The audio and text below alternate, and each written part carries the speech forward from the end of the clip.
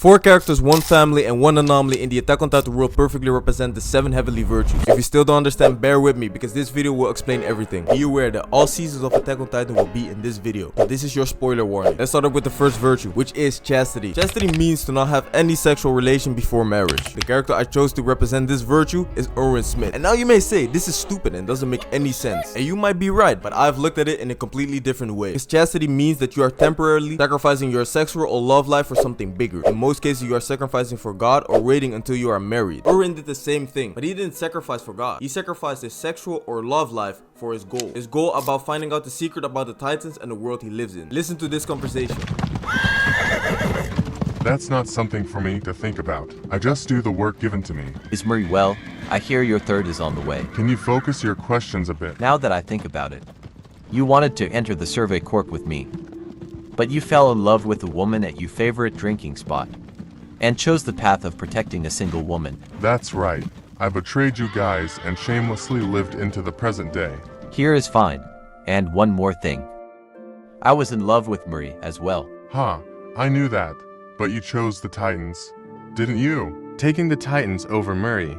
There is something wrong with you. This conversation never made it to the anime, and it can only be seen in the manga in chapter 53. They both had some feelings for Mary, but in the end, ERWIN decided to prioritize his goal before Mary. There are more reasons why ERWIN doesn't pursue love, but after seeing how hungry he was to achieve his goal, I think this is the biggest reason. Now let's move on to the second virtue, which is charity. Charity means to carry out activities that will help people in need and not make any profit from it. The family in Attack on Titan that perfectly represents this virtue is the Browse family. The Browse family used to have 3 family members: Arthur Browse, Lisa Browse, and SASHA Browse. The family lived their peaceful lives as hunters in the forest, but it became harder to keep on living in this way because of Marley's attack on Paradis Island. Space had to be made for the refugees, and the forest was used for more space. The forest started to shrink, and so much so that Sasha's father wanted to give up their life as hunters in order to live with the common folk. This is already their first showcase of charity. But their daughter Sasha didn't want to give up their life and identity as hunters for other people. But her father teaches her that humans are group animals. In order to strive, we need to be able to live together. Because if you're not willing to do that and ever need help, do not expect help from other people. Years later, this mindset has blessed the family with a new kind of life. They started to live on a farm, took care of the horses, and even accepted orphans in their family. Even Falco and Gabby, who were seen as the enemy, were welcome in their family. They needed help, so the family just helped them. A character that also provided a big help in Attack on Titan perfectly represents the virtue faith. Faith is described as a strong belief on spiritual conviction rather than proof. The character that perfectly represents this virtue is none other than LEVI ACKERMAN. LEVI has all the reasons to not have any faith in the world he lives in. His father was a client from his prostitute mother. His uncle left him without saying a word, and he has lived a big part of his life in a world that doesn't give a shit about him. So why would LEVI give a shit about anyone then? Why would he put faith in anyone? Well, after his first expedition outside of the wall, LEVI understood the value of trust and faith. Because in the world he was born in, you need to have faith in each other. So after LEVI lost his friend because of the Titans and understood that he couldn't do it all by himself, he put his trust in ERWIN Smith. He believed that ERWIN could eradicate the Titans and lead humanity to a better world. In Levi's words, ERWIN saw something nobody else saw. Something nobody saw as well is a character in Attack on Titan that perfectly represents the virtue temperance. Temperance is described as a moderate or self-restraint in action. Self-control, especially when it comes to liquor. When choosing a character that perfectly represents this temperance, I couldn't find any character. Because in the world of Attack on Titan, there isn't really a character that refuses to drink alcohol. So I did the impossible and I changed one of the virtues with something else that could also be considered a virtue. And I call it obedience. Obedience is simply described as someone who knows the rules and is willing to follow the instructions. And the character I chose to perfectly represent this virtue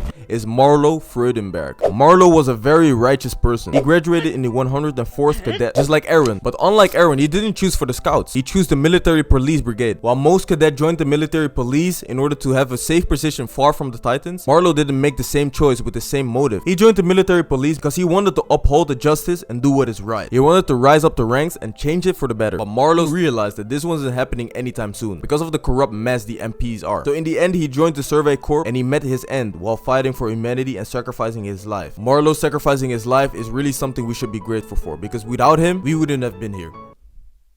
A character that also showed great gratitude represents the virtue gratitude. Gratitude is described as quality of being thankful, readiness to show appreciation, and to return the kindness. The character that represents this virtue is Hannes. It's year 830 in Attack on Titan. A big plague broke out and a lot of people rushed to the doctor, Grisha Jaeger, who knew how to cure this disease. One of the people with the plague was Hannes' wife, and Grisha was able to cure his wife. After this event, Hannes was so grateful to Grisha, he made it his mission to pay Grisha back. At his first attempt, he failed. Never system the bomb bomb. Oh shit!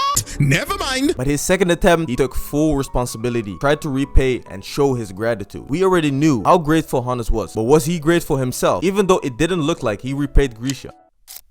Patience is described as the capacity to accept or tolerate delay, problems, or suffering without becoming annoyed or anxious. And the character that perfectly represents this virtue is Levi Ackerman. This man has showed great patience, so much so that you can easily call him the master of delayed gratification. Levi had the patience to keep on moving to the greater picture, even though his comrades were dying left and right. Levi had the patience to keep going instead of taking the easy way out and just die. Levi had the patience with killing the Beast Titan because he knew that his ego wasn't gonna solve anything. Patience with ERWIN and his plan. But even on a small scale, Levi is the master of patience. Let's not forget that this man is an elite fighter, but he doesn't just rush into battles like that. In season 3, when the soldiers were sacrificing their life, Levi could have easily skipped a few titans to get to the Beast Titan faster and kill him off before everybody died. But if he had done that, the Beast Titan would probably seen him from his side eye, because there wouldn't be enough smoke around the Beast Titan in order to cover Levi. Listen up, Levi is him, and he will continue being him. But the person that should also be considered him is the person that perfectly represents the virtue